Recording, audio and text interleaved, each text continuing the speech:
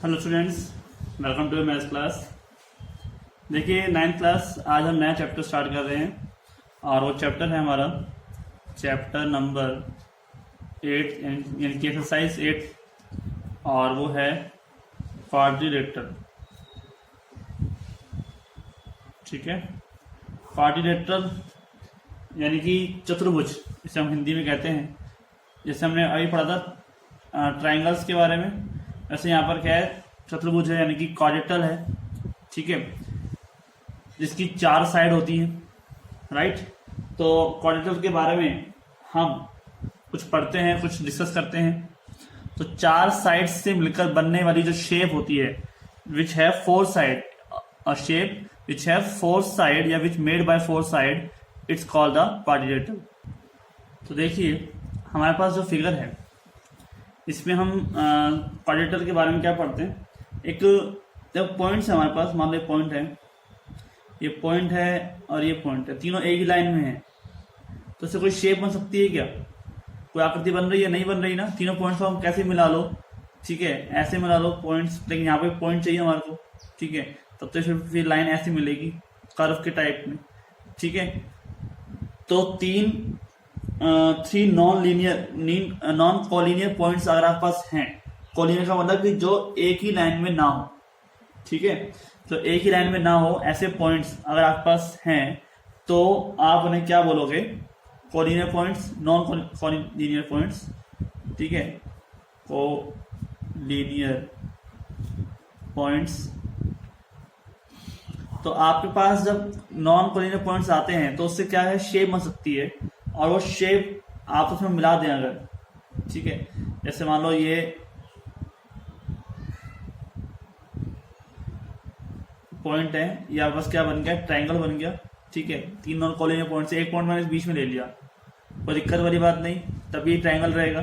ठीक है, अगर ऐसे मैंने कोई आकृति 4 पॉइंट ऐसे दे रखे हैं, ठीक है, और मैंने इसको ऐसे मिला दिया, तो ये क्या बन गया, एक क्वाड्रिलेटरल बन गया। ठीक है, और ये भी क्वाड्रिलेटरल बन जाएगा। देखो आप यहाँ भी देखो 4 ही पॉइंट, यहाँ 5 पॉइंट की बात हो रही है, इस तरह से भी शेप बन जाती है। ठीक है, ये 4 पॉइंट ही है हमारे पास, 5 नहीं। तो आपके पास ये भी क्वाड्रिलेटरल बन गया। तो आपके पास क्या है कि if all the points are collinear, यानी कि in same line we obtain a line segment. अगर हमें क्या मिलेगा, एक लाइन सेगमेंट ही मिलेगा। अगर सारे पॉइंट एक ही लाइन पर हो, चाहे वो फिर 3 हो या 4 हो, ठीक है, अगर कोलिनियर पॉइंट्स हैं तो एक लाइन सेगमेंट ही मिलेगा आपको। ठीक है, अगर नॉन कोलिनियर है तो हमको कोई दूसरी शेप मिल सकती है, ठीक है, जिसके अंदर एक ट्रायंगल, एक क्वाड्रिलेटरल और एक अदर टाइप की आकृति हो गई। तो इफ 3 आउट ऑफ 4 पॉइंट्स, 4 से कोई 3 पॉइंट आर कोलिनियर, ठीक है, वी गेट ए ट्रायंगल। जैसे आप देखिए 4 पॉइंट थे, इन 4 में से कोई भी 3 पॉइंट आपको कोलिनियर मिल गए, एक पॉइंट अलग मिल गया, 3 पॉइंट कैसे थे, कोलिनियर, यानी कि एक ही लाइन पे थे, तब भी आपको क्या मिला, एक ट्रायंगल मिला। ठीक है, और if no 3 points out of 4 are collinear, अगर चारों के चारों में से कोई भी 3 पॉइंट्स कोलिनियर नहीं है, केवल 2 ही कोलिनियर है, एक ही लाइन में आ रहे हैं, तो वो क्या कहलाएगा बताइए? वो ऑब्टेन करेगा एक क्लोज्ड फिगर को जिसके पास 4 साइड्स होंगी, राइट। देखो ये दोनों पॉइंट कैसे हैं, कोलिनियर हैं, ये दोनों पॉइंट कैसे हैं, कोलिनियर, लेकिन 4 में से आपके पास कोई भी 3 पॉइंट कोलिनियर नहीं बन रहे, केवल 2 पॉइंट्स ही कोलिनियर बन रहे हैं। तो उसकी वजह से आपके पास जो फिगर बना है उसके वो 4 साइड्स वाला है, ठीक है, जिसकी 4 साइड्स हैं, वो वाला आपको फिगर मिला है। ठीक है, जैसे आप ये देख सकते हो, एक ये और एक ये, चारों साइड्स। आप फिगर कैसा बना सकते हो, आप क्वाड्रिलेटरल क्या होगा क्या नहीं, वो हम आप चेक करेंगे। ठीक है, तो such a figure form a by joining 4 points in an order is called a quadrilateral.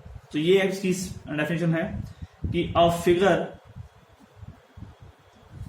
Form by joining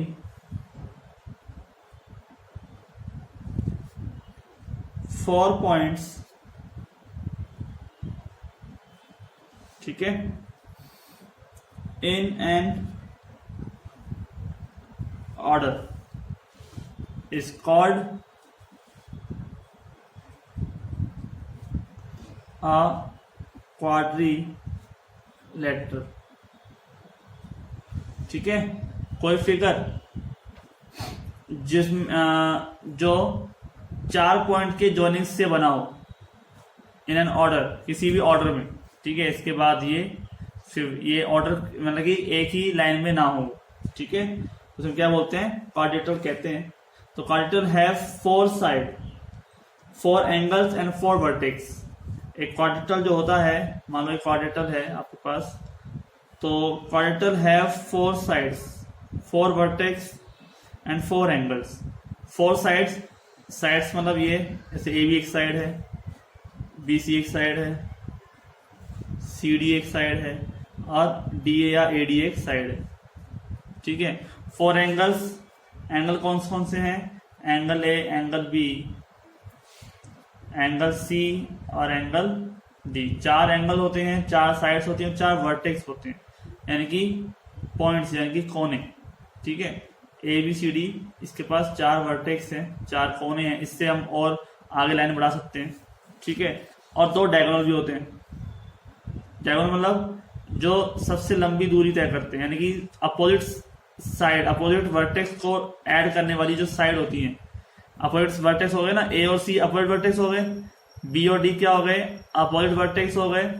तो अपोजिट वर्टेक्स को जोड़ने वाली जो साइड होती है, ठीक है, उन्हें हम क्या कहते हैं, डायगोनल कहते हैं। ठीक है, तो डायगोनल कौन कौन से हो गए यहाँ पर, डायगोनल हो गए, एक तो हो गया ए सी और एक हो गया बी डी, 2 हो गए डायगोनल। ठीक है, तो एक क्वाड्रिलेटरल के पास ये सब चीजें होती हैं। ठीक है, क्या क्या होती हैं, 4 एंगल्स होते हैं, एंगल्स ये रहे आपके पास।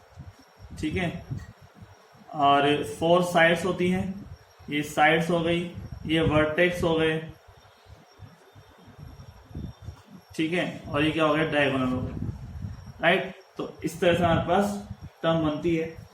तो जैसे एग्जांपल अगर हम लें एक क्वाड्रिलेटरल का, तो हमारे पास आप देखते हैं स्कूल में पढ़ते हैं, एक ब्लैक बोर्ड होता है। ठीक है, हमारे पास जो बुक होती है, हमारे पास जो मोबाइल है, जिससे आजकल बहुत ज़्यादा ज़रूरी हो गया है, और हर चीज़ के लिए हम आज मोबाइल पर डिपेंड हो गए हैं। मोबाइल पर डिपेंड होना नॉट अ गुड। ठीक है, आप दिन में उतना ही मोबाइल यूज़ करें जितना आपको की ज़रूरत हो। मतलब क्लास में पढ़ते टाइम, जैसे आप ऑनलाइन पढ़ रहे हो, 2 घंटे 3 घंटे, इससे ज़्यादा नहीं, बस भाई इससे ज़्यादा तो क्लास होती भी नहीं है। मैक्सिमम 2 घंटे में आपकी सारी क्लासेस कंप्लीट हो जाती होंगी। ठीक है, तो उस हिसाब से आपको यूज़ करना है, ज़्यादा यूज़ करोगे तो नुकसान आपको ही है। आगे चलते हैं, तो हमारे पास इसमें हम ले लेते हैं टर्म कि A C and B D are diagonals थे, डायगोनल ऑफ क्वाड्रिलेटरल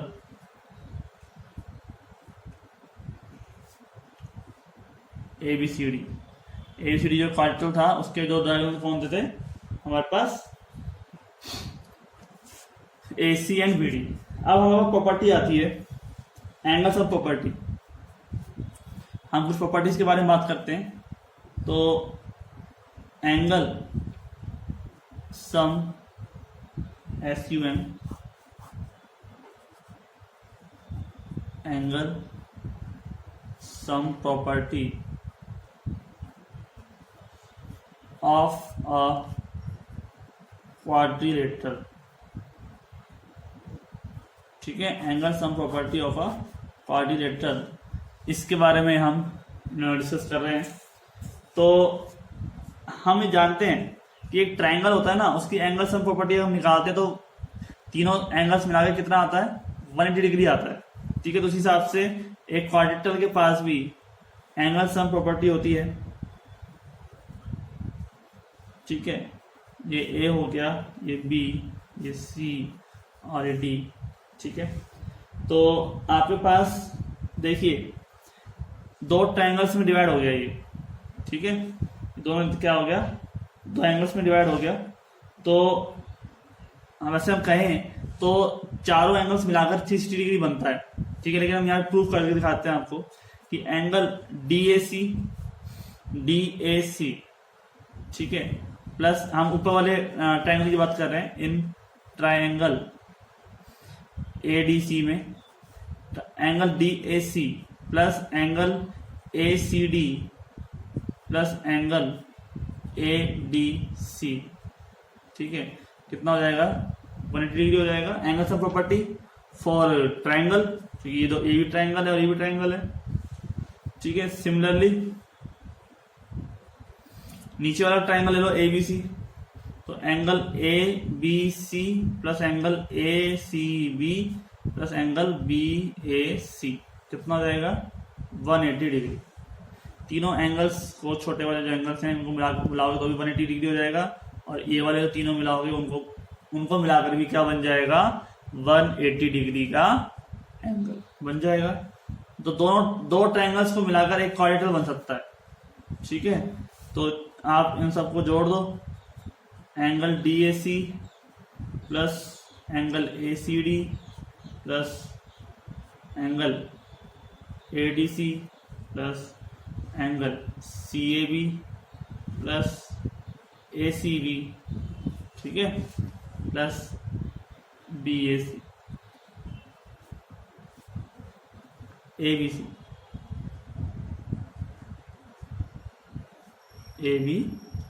कितना हो जाएगा 360 डिग्री हो जाएगा, 180 प्लस 180, ठीक है। तो अब देखिए ये जो एंगल है हमारे पास, इन सबको मैं ऐड कर दिया, इसका मतलब क्या है कि angle A, angle B, angle C और एंगल D, ये चारों मिलकर कितना हो गया 360 डिग्री बन गया, राइट। इन सब एंगल को मिला दूंगा तो ये एंगल बन जाएंगे ABCD प्रॉपरली, B अलग है, D अलग है, A आधे हो जाएंगे। देखो जैसे यहाँ पर D है ADC, तो ADC पूरा एंगल क्या है D है, ठीक है, और ABC ये एंगल कौन सा है B है पूरा। बाकी दोनों को मिलाकर ये बन जाएगा आपके पास, ये और ये मिलाकर बन जाएगा C, और ये और ये मिलाकर बन जाएगा A, ठीक है। तो ABCD मिलाकर कितना हो जाएगा 360 डिग्री एंगल आपके पास रेडी हो जाएगा, ठीक है। तो इसका मतलब हम कह सकते हैं कि the sum of the angles of a quadrilateral is 360 degree, ठीक है। The sum of the angles of a quadrilateral is 360 degree, right. कोई दिक्कत नहीं है, किसी को प्रॉब्लम। तो देखिए हमारे पास ये आ गया एंगल सम प्रॉपर्टीज, ठीक है। अब हमारे पास आपको समझ में आ गया चीज, कोई दिक्कत तो नहीं, क्लियर है ना। तो आपने यहाँ पे क्या क्या सीखा, आपने सीखा एक क्वाड्रिलेटरल, ठीक है, क्वाड्रिलेटरल हमने सीखा। तो क्वाड्रिलेटरल क्या था कि किसी भी चीज को हमने मतलब कि एक फिगर लिया जिसके पास पॉइंट्स जो थे ना वो एक लाइन पर नहीं थे। अगर एक लाइन पर नहीं हो तो ही कोई फिगर बन सकता है, हमने ये सीखा था। और जिस फिगर के पास 4 साइड होंगे, जिस फिगर्स के पास 4 साइड होंगे उसको हम क्या बोलते हैं, क्वाड्रिलेटरल बोलते हैं। और क्वाड्रिलेटरल के पास क्या होते हैं, 4 तो होते हैं एंगल्स, ठीक है, 4 होती है साइड और 4 होते हैं वर्टेक्स, ये वर्टेक्स हैं, ठीक है, और 2 होते हैं डायगोनल। डायगोनल यहाँ पे हो जाएगा BD का, ठीक है। इस तरह से आपने एक क्वाड्रिलेटरल के बारे में सुना। अब क्वाड्रिलेटरल के टाइप्स भी होते हैं, ठीक है, क्वाड्रिलेटरल्स भी मोर टाइप्स का होता है। जैसे हम कहें तो एक पतंग होती है, पतंग भी क्या है, क्वाड्रिलेटरल है, लेकिन उसकी शेप अलग होती है, ठीक है, इस टाइप की होती है पतंग की शेप, ऐसे, ठीक है, जिससे झुकी होती है, ठीक है। तो हमारे पास पतंग भी एक क्वाड्रिलेटरल है, ठीक है। और इस तरह से देखो आप, ये भी एक क्वाड्रिलेटरल है जिसके अंदर हम क्या कहते हैं, ये क्या है, आयत है। आयत यानी कि बताओ, राइट एंगल एक क्वाड्रिलेटरल बन गया, ठीक है। और एक होता है हमारे पास स्क्वायर, ठीक है। एक हमारे पास क्या होता है, स्क्वायर होता है। तो आपके पास अलग अलग टाइप के क्वाड्रेटर बन जाते हैं। एक होता है आपके पास इस टाइप का, ये होता है स्क्वायर, ठीक है। एक होता है रेक्टेंगल,